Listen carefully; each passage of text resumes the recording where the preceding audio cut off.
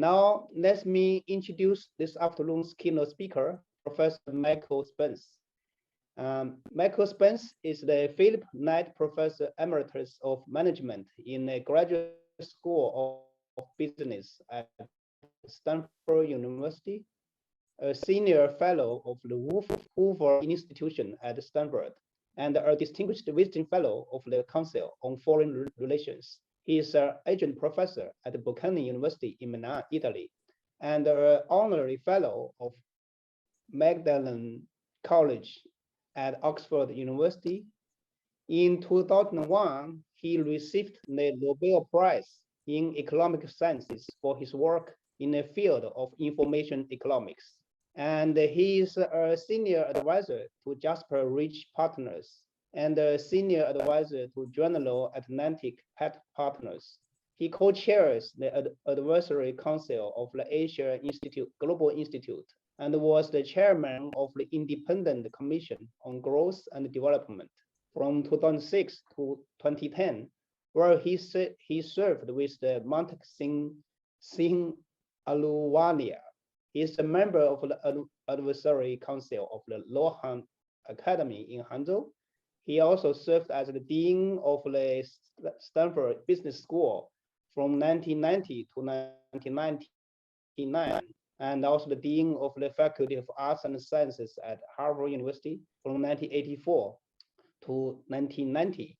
And he was awarded the John Kennedy Galbraith Prize for Excellence in Teaching and the John Bates Clark Medal for a significant contribution to economic thought and knowledge.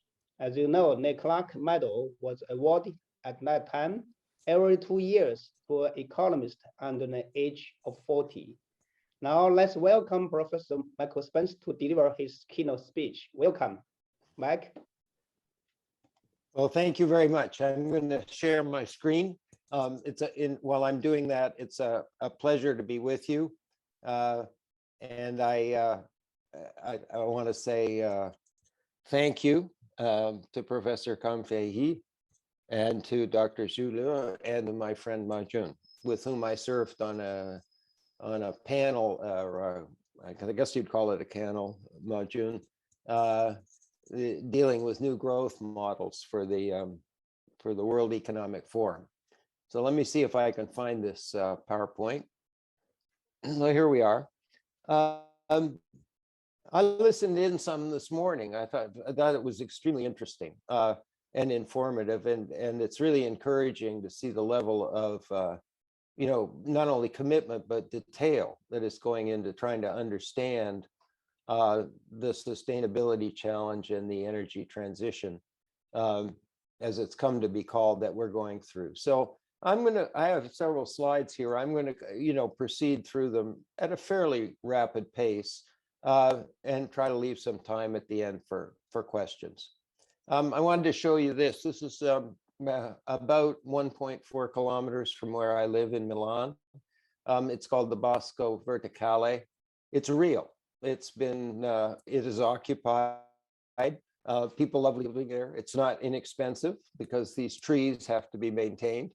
It's the work of a famous Italian architect named Stefano Boeri. But it's really quite exciting to see that you can build rather different dwellings for urban living, and obviously, these are just 2 buildings, but if there were more of them, it would make a substantial difference in the sort of local carbon footprint of this city or any other place that started to look like this.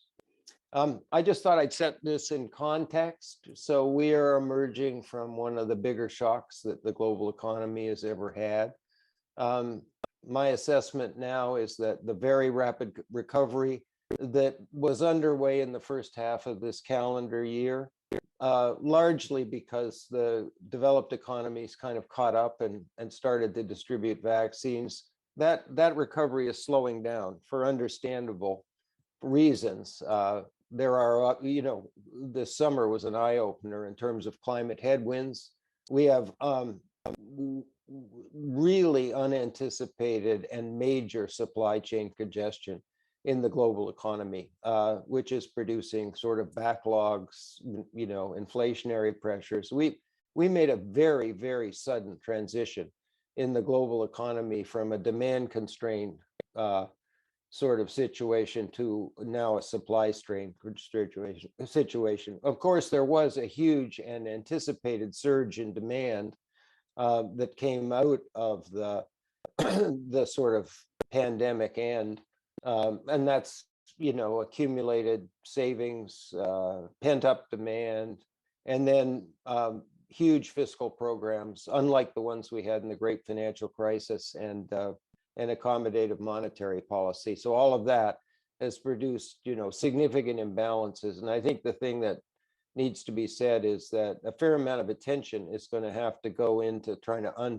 unclog the bottlenecks in the global supply chain. There's a deeper story there, and if we had a different subject today, we could spend more time on it. I want to set what I have to say today about the energy transition in context, and so that context for me, once you get past the immediate shock I just talked about, is that there are at least 4 huge major transformations underway in the global economy. One of them, well, because you're at the epicenter of it, is a shift of the center of gravity of the global economy to Asia. China being the leading country in that, but India's, maybe 10 or 15 years behind, but is part of that story as well. And then we have the digital transformation. And I mention these things because I think they are highly interconnected at some level, both in terms of innovation and in terms of technology that's available to solve problems. So we have a digital transformation in virtually every economy and society.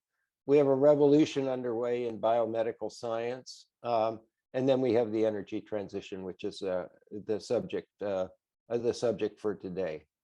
One of the things I'll come to later is that I think, while the challenges are enormous, there are an increasing array of what I call low-cost, widely available, powerful tools and technologies that are available now, and there'll be more to come, that give us some hope that we can actually achieve the objectives. Now, everybody knows we're kind of late starting at this. If you look at this graph, which is a kind of picture of global emissions, I think you all know this data, so I won't spend a lot of time on it. We're in excess probably now of 35 billion tons a year on a global basis of CO2. This doesn't count methane. This is production-based and gross. It's not netted out against whatever, carbon sinks and downtake capabilities that the global economy has.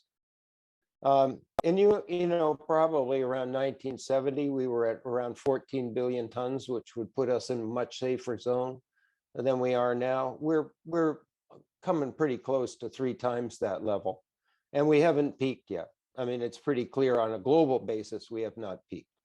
And here you can see, China is now a major economy, also a major emitter, but India is not yet anywhere near its full potential in terms of growth and economic size, with a population comparable to that of China.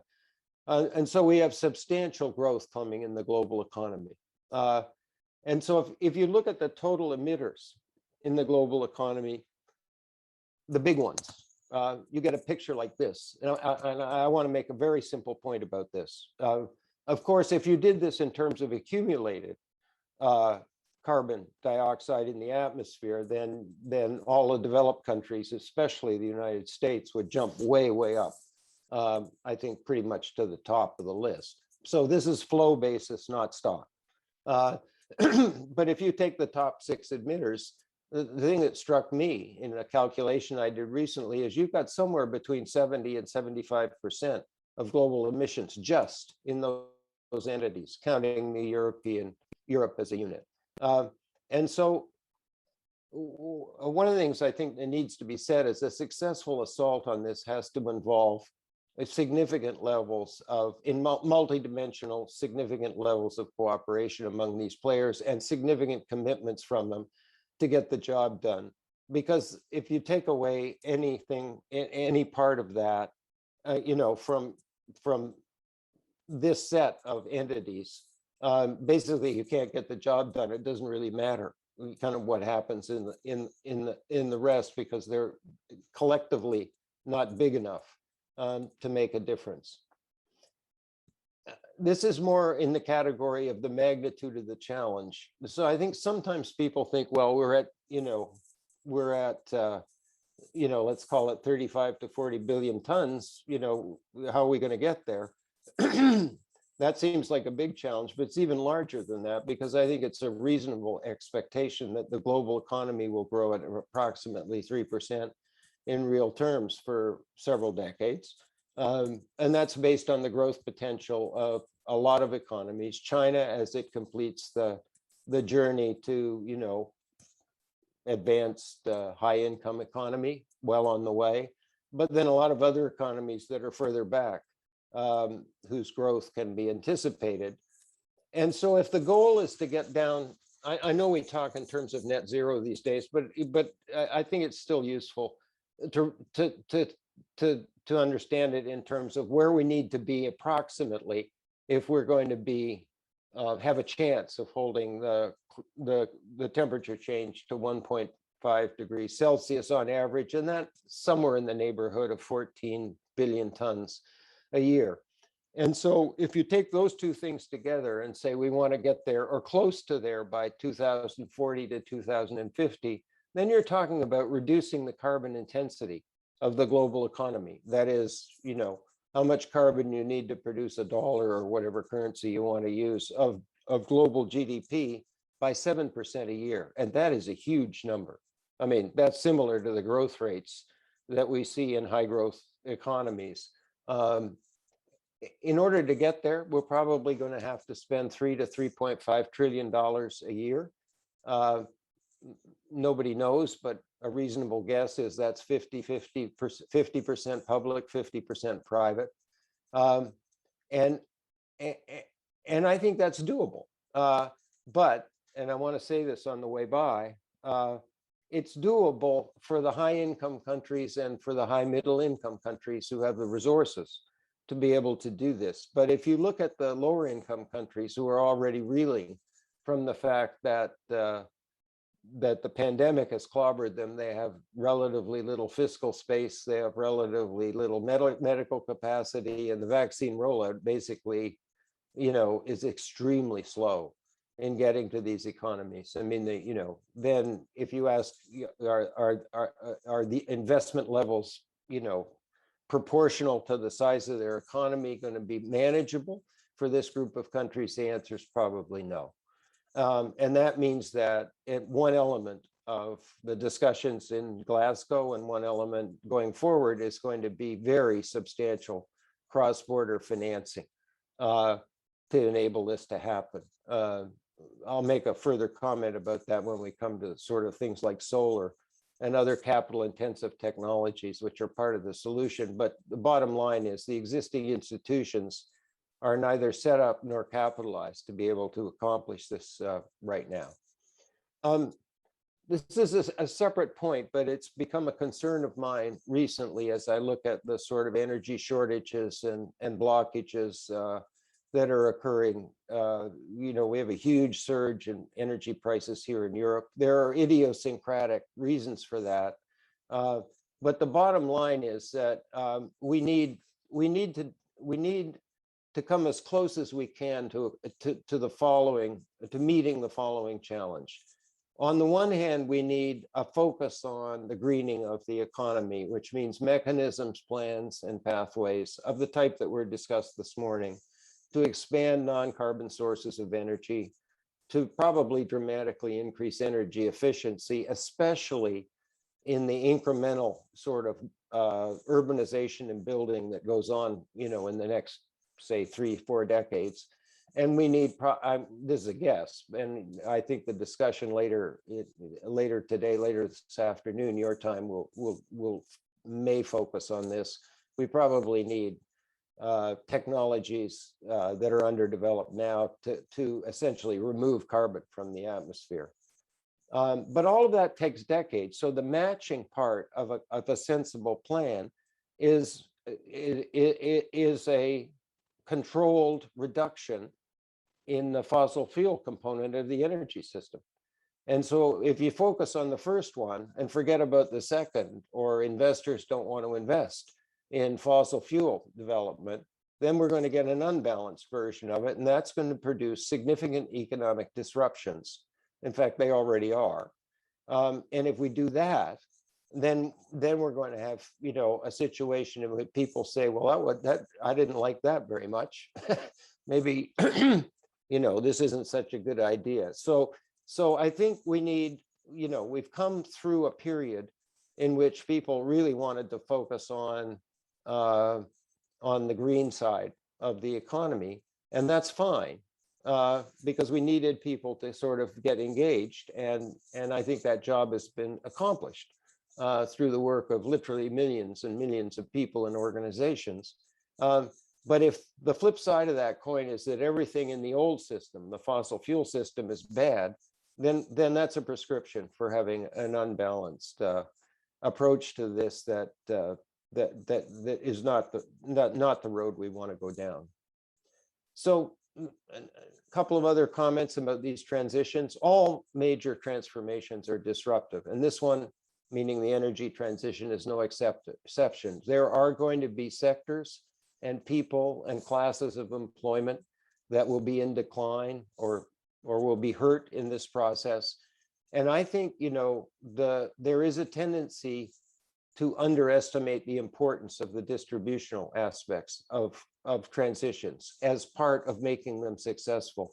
So to put it sort of somewhat bluntly, I think a key element of success in this is going to be creating, resources, financing mechanisms to buffer the shocks and manage the distributional aspects of the transition. If we don't do that, we're just setting ourselves up for resistance that's going to be there anyway, because these are difficult transitions. I mean, you all know examples of this, but Poland, for example, is a huge producer of coal in the European context. So there's going to be a lot of people who are employed in those sectors that need to make transitions to other lines of work, and that's a job that the public and private sectors have to shoulder and do together. This in America would be called ESG. In China, I think this is an element of common prosperity. It has to do with distributional aspects of growth patterns. And this is just for fun, but the summer was an eye-opener for me. I was just stunned at the frequency, severity, and global coverage of severe climate events. This one happens to be where in the first half, or up through August, actually, no, July, the serious floods occurred in the world, and you can see they're literally all over the place. You could do, if you had the patience, similar graphs with respect to sort of hurricanes, etc. It's really the experiential equivalent of what the UN panel, the IPCC, said this summer, which is we've got climate change, right? The challenge isn't to sort of keep us from having climate change. The challenge is now to prevent something that's more disastrous down the road. So let me say a few words about carbon trading. I worked on the pricing of environmental, damaging emissions before, and it's worked in the past. There have been carbon pricing mechanisms in an earlier era to deal with sulfur dioxide, which is the source of acid rain. That worked pretty well. Ozone was a bit different, but globally we handled ozone pretty well with direct regulation and international agreements. Carbon and the climate change thing is harder, and the reason it's harder is the sources are much more numerous, and the challenge of monitoring and measuring, which is a critical component of any system, is a much greater challenge. But you don't have to have complete coverage, either geographically, and we don't now. China has a carbon trading system where the coverage is increasing. The United States has bits and pieces, California. Europe has a relatively mature carbon trading system that's maturing as well. And by the way, when I'm talking about carbon trading systems, I'm talking about mandatory ones, not the carbon offset ones that are voluntary. That's a different, those are interesting, but that's a different set of challenges. So that the critical thing here, I think, is we need to put a price on carbon. And carbon trading is probably the best way to do it because it aligns economic incentives with values. I think most of us would agree that the values have shifted in the direction of wanting wanting our economic behavior to be consistent with sustainable patterns of growth. But absent carbon, pricing of carbon, that means individuals and institutions are making choices where those things don't align. And so once you put a price on carbon, then you bring that misalignment together. A third really important property that is easy to demonstrate, assuming the whole thing works very well, is that carbon trading systems minimize the cost of achieving a given level of emissions reduction. And the reason is that the way the trading system works is basically the high cost mitigation sites will essentially buy, they have to buy the permits to cover their emissions. And so the low cost ones will do the mitigating, and that will in equilibrium bring the price down. And the market price in a carbon trading system, by the way, a carbon tax doesn't do that. So there is a big advantage of a carbon trading system in that it minimizes the cost. A carbon price puts a price on carbon, but it doesn't, create a mechanism to make sure that the mitigation occurs in the low cost area, both overall and at the margin. The market price is the marginal cost. And I think the other key thing, and this is not unique to carbon trading or cap and trade systems, is that it levels the playing field for technologies that economize on carbon, and not just the existing technologies, but what the future ones. So if you're interested, and we should be interested in the incentives with respect to reducing, the creation of technologies, advancement of technologies that reduce, that help solve the greening of the economy challenge, then we don't want them competing on with an unfair disadvantage with respect to traditional sources. So we haven't really succeeded yet in completely going down this road, but there's significant progress, and I think we probably get there. On the international dimensions of this are, a little bit more difficult. I mean, there is a reasonable prospect that the carbon trading systems will eventually be mergeable. Once the prices are within reasonable range and the coverage is in reasonable range, and there are lots of advantages of that. One of them is we don't have to start worrying about hard to implement carbon border adjustment taxes and things like that, because the carbon trading system would take care of that. So I think China can probably peak in carbon emissions sometime in the next decade. That's looks to me like a reasonable goal, but India cannot. And the point I'm trying to make is that the pace with which you can make progress on this heavily depends on where you are in the growth and development process. And any system that's fair is going to have to take that into account. The way I put it on this slide is distributing fairly a declining global carbon budget, meaning a carbon budget, global carbon budget that comes down, in a reasonable way and in a fashion that makes it possible to contain temperature increases to 1.5 degrees Celsius. It has to be, that budget intertemporal budget has to be allocated across countries, and that's just an enormously complex enterprise to try to think through, let alone do fairly. So I think the developed economies have stated they're going to get to net zero by 2050. That's okay, provided they get started and go quickly, starting right now. One of the things that came out of Glasgow that I was pleased about is that, it's fine to talk about net zero 30 years from now, but it really does matter what happens between now and 2030. And I think the major players, including China, came through with a clear commitment in that direction. I think China at 2060 is reasonable given China's advanced state of development, both economically and technologically. India at 2070, because they're somewhat, further behind, seems reasonable. So what I'm trying to say is directionally, these are the right numbers. There's nothing wrong with having, different time periods for these things. And all of this is a function of how much growth is needed to achieve the high income status. I mean, the differentials, right, are a function of where they are in the development cycle. And the final point I tried to make here, which I think has been made many times, so it will not be new to you, is there will be innovation all over the world, both micro and bigger, macro kind of.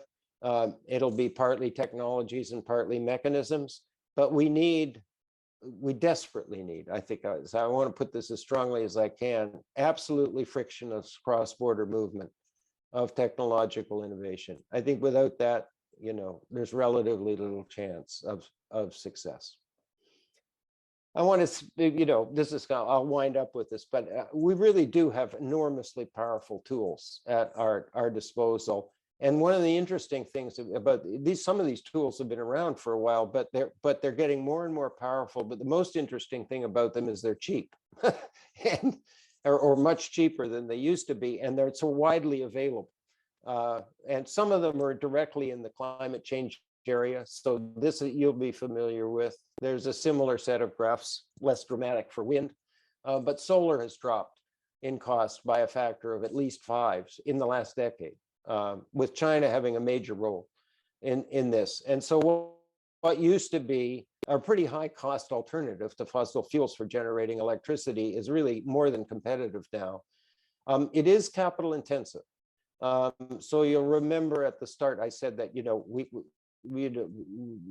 there are challenges in the developing countries in terms of this kind of investment. One of those challenges is the costs of capital are high in some of the lower income countries. We don't have to spend a whole lot of time trying to understand why, but it makes a huge difference in terms of the economic viability of this, whether the capital costs are high or low, because these are capital intensive technologies. So is wind. And so, as an aside, on a huge long to-do list is sort of intervening so that the investments in this kind of thing in places that really could benefit them, like sub-Saharan Africa, are actually affordable, things like guarantees and whatnot. And the rest of these are just kind of for fun, but I'll share them. This is what's happening to semiconductors. I'm putting it up here not because semiconductors is a different subject. I mean, digital is going to be a very important part of this. Really powerful digital, the Internet of Things, automated and semi-automated control of environmental things, heating and whatnot, are just enormously important. And these things are A, powerful, and B, relatively inexpensive, but it's really very striking. I mean, if you go back less than 10 years ago, the density on a semiconductor chip was at somewhere around 8 nanometers, and if you go back before that, it was even lower than that. These are chips that we used to use because that's what was available. We're now at 5 nanometers in your mobile phones, and probably in 2 or 3 years we'll be at 3 nanometers. This is a graph from probably the leading semiconductor firm in the world now, which is Taiwan Semiconductor Manufacturing Company. And this is the cost of gene sequencing. And this is gene editing. 2 women received the Nobel Prize in Chemistry for discovering the basis that allows us to edit genes. I mean, again, this isn't directly targeted at climate change, but if you think about the agricultural sectors and the technologies in biology that are now available to make major advances in food security, productivity, etc., resistance to disease and so on, especially in a world that's heating up and likely to be subject to more of this, then this would be another example of a pair of powerful tools. They're powering the biological or in biomedical kind of revolution. And this one you probably may or may not be interested in, but I thought it was stunning. DeepMind is a division of Google or Alphabet now, but used to be an independent entity in London, and does some of the most advanced work in artificial intelligence anywhere.